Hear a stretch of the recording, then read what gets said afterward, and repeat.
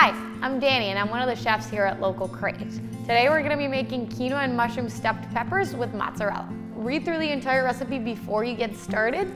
Wash and dry all of your produce, and now we're going to preheat our oven to 425 degrees.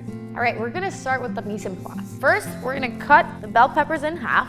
You can choose to leave the stems on because you like how they look, or you can choose to pull them off. We're just going to cut through the inside and remove kind of all these big veins so that we can create a really nice hole in the middle. Remove the seeds. We're going to take our mushrooms and dice them. And then it doesn't have to be perfect, you can just kind of chop them down.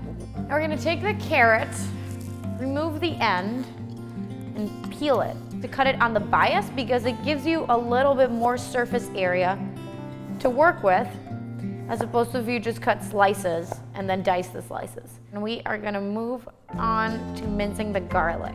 You can run garlic through a microplane, or you can smash it with the back of your knife, and then you run your knife down.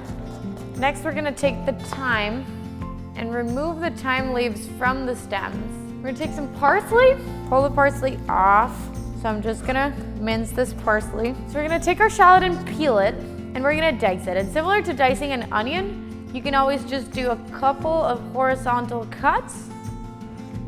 Gently, don't go all the way to the back because otherwise you can't use the technique. And then do some vertical cuts. Now we're gonna dissolve the vegetable broth base in 1 1/4 cups of warm water.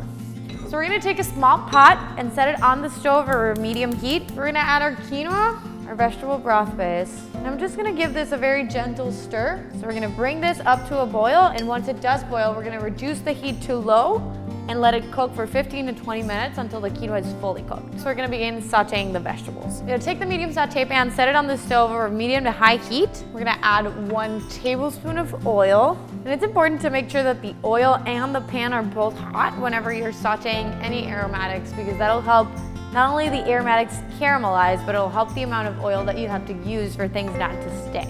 We're gonna add the shallots, the carrots, and the mushrooms to our pan. And we're gonna saute this for about 4 to 5 minutes until the vegetables begin to caramelize and soften. So these veggies are soft. Now we're gonna add the garlic, add our thyme. We're gonna mix this all together and saute it for another 1 to 2 minutes. So once these veggies are softened, we're gonna add a little bit of salt and a little bit of pepper. So now that our vegetables have been sauteed, we're gonna take them off of the heat and combine them with the quinoa and half of the parsley. Mix it up. So we're gonna add our mozzarella cheese.